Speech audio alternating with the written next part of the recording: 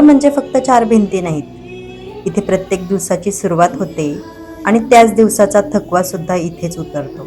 घर लहान असो किंवा मोठं, मनाला शांतता मिळणं महत्वाचं. घर म्हणजे सुरक्षितता, आराम आणि आपलेपणा. बाहेरचं जग कितीही धावपळीचं असलं ना, तरी घरात शिरताच मन स्थिर होतं, शांत होतं. ह्यालाच तर घर म्हणतात ना. तर हाय हॅलो, मी प्रियंका तुम्हा सगळ्यांचं पुन्हा एकदा स्वागत करते अजून एका नवीन ब्लॉगमध्ये. तर आय होप तुम्ही खूप छान, मस्त आणि मजेतच असाल. आजचा हा ब्लॉग खास तुमच्यासाठी आहे आणि खास तुमचे आभार मानण्यासाठी आहे. तुम्ही सगळ्यांनी माझ्या घराला इतकं इतकं प्रेम दिले ना, ज्याचा मी विचार सुद्धा केला नव्हता की माझ्या त्या होम टूरच्या ब्लॉगला एवढं प्रेम मिळेल, एवढं तुमच्या सगळ्यांचं कौतुक मिळेल असं मी विचार सुद्धा केला नव्हता. त्यामुळे तुम्हा सगळ्यांची मी खूप मनापासून आभारी आहे आणि असंच प्रेम करत राहा माझ्यावर सुद्धा, माझ्या घरावर सुद्धा.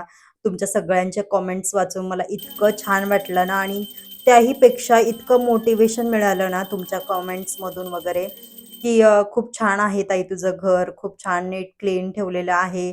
या सगळ्यांनी ना मला स्वतःला सुद्धा एक मोटिवेशन मिळालंय अजून. माझ्या व्लॉग्समधून तुम्हाला किती मोटिवेशन मिळतं, किती नाही मला माहिती नाही. पण मी ते देण्याचा नेहमी प्रयत्न करत असते. पण आज तुम्हा सगळ्यांकडून ना तुमचं हे जे प्रेम आहे, तुमच्या हे जे कमेंट्स वाचून मला जे मोटिवेशन मिळालंय ना, ते मी तुम्हाला शब्दात नाही सांगू शकत आणि खरंच त्याबद्दल तुम्हा सगळ्यांचं खरंच खूप आभार.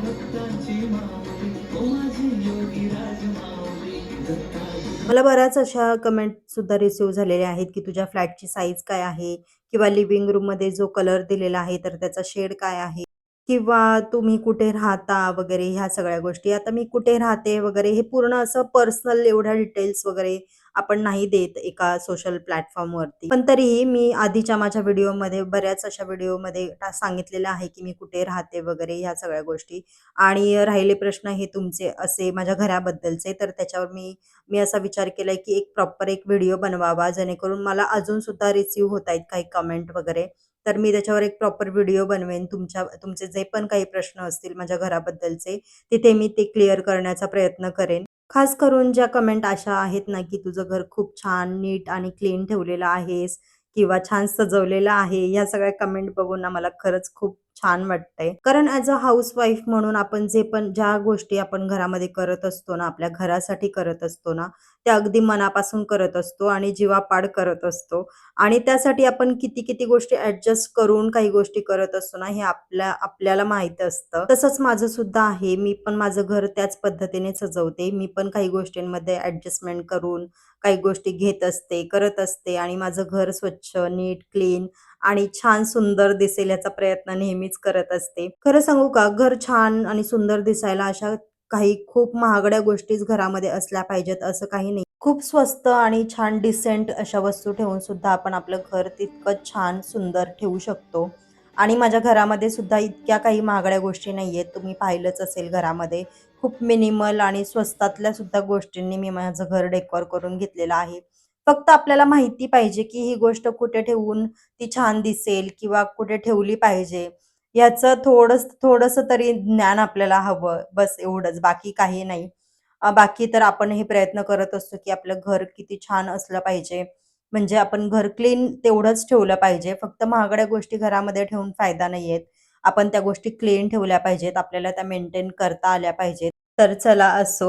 आता आजचं काही माझं हलकं-फुलकं रुटीन आहे आणि स्मित सुद्धा स्कूलमधून आला होता. तर त्याच्यासोबत मी थोडासा टाईमपास करत बसले होते. अक्रॉस काय आहे? अच्छा नाही. 6 काय आहे across? Restaurant style dash snack.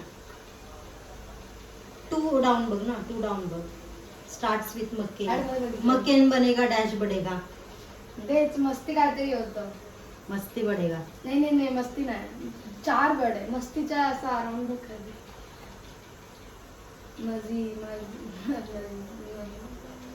मजा बढेगा. मजा मजा बडेगा. मला असं वाटतं ना, की आपण आपल्या मुलांसोबत असा थोडाफार तरी टाईम स्पेंड केला पाहिजे दिवसातला. कारण आपण आपल्या कामांमध्ये बिझी असतो, ते त्यांच्या अभ्यासामध्ये बिझी असतात आणि जे सिंगल चाइल्ड असतात, म्हणजे आता माझा मुलगा एकटाच आहे. सो कधी-कधी असं होतं ना, की त्याला पण एकटं-एकटं फील होतं. त्याच्यामुळे असं आपण थोडाफार टाईम त्यांच्यासोबत सुद्धा स्पेंड केला, तर तेवढाच त्यांचा एकटेपणा दूर होतो. आपण आपल्या मुलांचं फ्युचर सिक्युअर करण्यासाठी भरपूर काही मेहनत घेत असतो, कष्ट करत असतो. पण तरीही त्या सगळ्यामध्ये जर आपण थोडाफार का होईना वेळ त्यांच्यासाठी काढत नसू, तर मग आपले सगळे ते कष्ट फुकटच आहेत असं मला वाटतं. काही फायदा नाहीये त्या गोष्टीचा. आपण फक्त त्यांचं फ्युचर सिक्युअर करण्याच्या मागे लागू आणि त्यांना थोडापर्यंत टाईम देऊ नाही शकत, तर मग काही अर्थ नाहीये ह्या सगळ्या गोष्टीचा, असं मला वाटतं. म्हणून मी असं प्रयत्न करत असते, की थोडाफार का होईना वेळ मी त्याच्यासोबत घालवेन.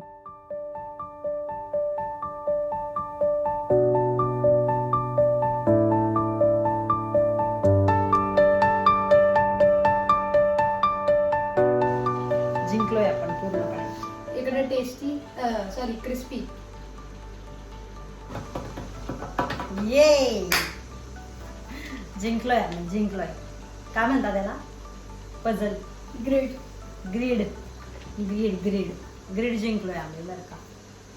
दुपारी त्याचे खूप नखरे असतात जेवणाचे, कारण टिफिनवरती तो भाजी चपाती वगैरे घेऊन जातो आणि त्याचं असं असतं, की दुपारी आल्याच्या नंतर पुन्हा मला ती भाजी चपाती वगैरे नको. दुपारी आल्याच्या नंतर मला भात वगैरे बनवायचा. आता रोज-रोज कोणता भात बनवायचा हा मोठा मला प्रश्न असतो. पण त्यातल्या त्यात ना त्याला हा गरम भात म्हणजे जो आपण शिळा राहिलेला भात गरम करतो ना जसा, तसा भात खूप आवडतो आणि आज मला तो बोलला, की नाही मला तोच भात हवाय. म्हणून मग कुकर वगैरे लावून घेतला आणि तसा भात वगैरे फ्राय करायला घेतला. तसं तर दुपारी मला भात असला नसला तरी चालतो, पण त्याच्यासाठी का होईना मला भात करावाच लागतो. कारण मुलं पण कंटाळतात कधी-कधी तीच-तीच भाजी चपाती वगैरे खाऊन. मी कधी-कधी थोड्याफार काही गोष्टी वेगळ्या करत असते. टिफिनवरती तो काही पण नेतो, पण घरी आल्याच्या नंतर मात्र त्याला भात लागतोच. आणि आपल्या सगळ्यांचंच असतं, की भाताशिवाय आपलं जेवण काय पूर्ण होत नाही. माझं पण तसंच आहे, पण आपण ॲडजस्ट करून घेतो. तशी मुलं काय ॲडजस्ट करत नाही. म्हणून आता इथे भात वगैरे करायला घेतला होता. आणि जेवण झाल्याच्या नंतर म्हटलं चला कुठेतरी जाऊन येऊया. म्हणून त्याला घेतलं आणि नर्सरीमध्ये गेले होते. घरामध्ये मोबाईल किंवा टीव्ही, लॅपटॉप ह्या सगळ्या गोष्टी बघण्यापेक्षा ना, मला असं त्याला बाहेर घेऊन जायला आवडतं माझ्यासोबत. पण त्याला काही आवडत नाही. आज मी जबरदस्ती घेऊन आले होते त्याला माझ्यासोबत आणि सॅलॉनमध्ये सुद्धा त्याला मला घेऊन जायचंच होतं. तर म्हटलं चला आपण नर्सरीमध्ये सुद्धा फिरून येऊया थोडंसं. कारण मला थोडेफार काही झाडं वगैरे घ्यायची होती. माझ्या घरामध्ये भरपूर झाडं आहेत. तुम्ही पाहिलंच असेल होम टूरमध्ये किंवा बाकीच्या व्लॉगमध्ये सुद्धा पाहिलंच असेल, की भरपूर अशी झाडं आहेत माझ्याकडे. पण ही झाडांची हौस काय माझी जात नाहीये आणि आमच्या इथे ना, ही अशी एक खूप मोठी नर्सरी आहे, जिथे सगळ्या म्हणजे सगळ्या गोष्टी मिळतात. जसे पाहिजे तसे पॉट, स्टँड ह्या सगळ्या गोष्टी मिळतात आणि झाडांनी जेवढं आपलं घर सुंदर आणि छान दिसत असेल ना, तेवढं कोणत्याच गोष्टींनी दिसत नाही असं मला वाटतं.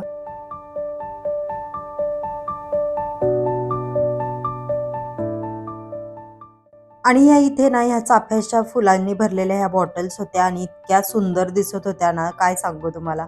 मस्तच वाटत होत्या आणि ह्या बॉटल्स ज्या आहेत ना, त्या आपण घरी सुद्धा बनवू शकतो. मी जेव्हा बनवेन ना, तर तो व्हिडिओ तुमच्यासोबत नक्की शेअर करेन. तर चला आजचा हा ब्लॉग खास तुमचे आभार मानण्यासाठी होता आणि पुन्हा एकदा तुम्हा सगळ्यांचं खरंच खूप खूप खूप आभार. आणि तुम्हाला आजचा हा हलका-फुलका ब्लॉग कसा वाटला मला नक्की सांगा.